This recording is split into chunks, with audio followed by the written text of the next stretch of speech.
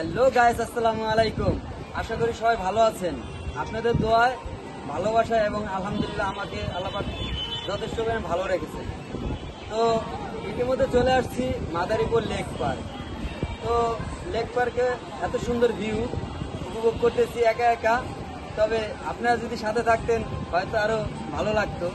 যাই হোক, আপনাদের ভালোবাসায় কিন্তু ইতিমধ্যে আমি একটা প্লে বাটন পেয়ে গেছিলাম। আপনাদেরকে সেটা ছোট্ট একটা আয়োজন করেও আমি ওই অনুষ্ঠান করে আপনাদেরকে দেখানোর চেষ্টা করেছি এবং দেখাইতেও পারছি।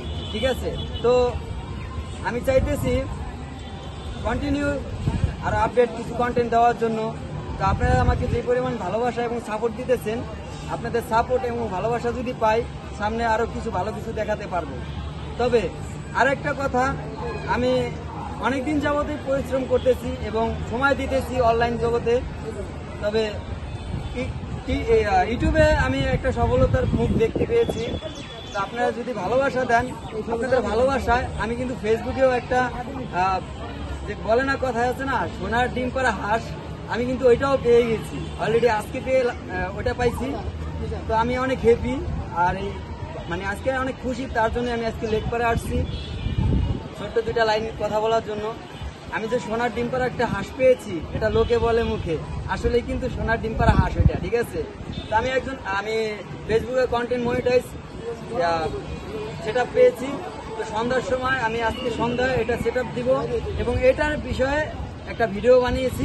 এই ভিডিওটা কিন্তু আমি ফেসবুকে আপলোড দিব। তো আপনারা আমার এই ভিডিও সম্পূর্ণ দেখবেন। আর আপনাদের যদি কোনো মতামত থাকে অবশ্যই কমেন্ট করবেন।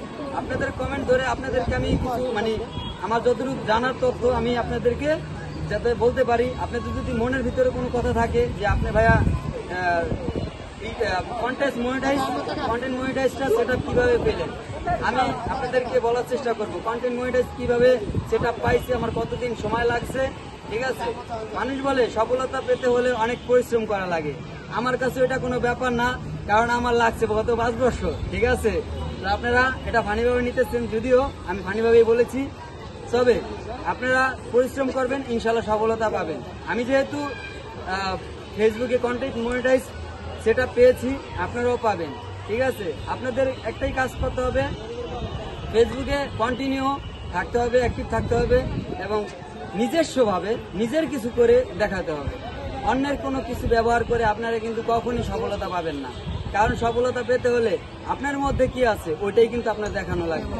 আপনার যদি ভিতরে কিছু থাকে, ওইটা যদি আপনার পাবলিককে দেখাতে পারেন, ইনশাল্লাহ আপনিও একদিন সফলতার মুখ দেখতে পারবেন।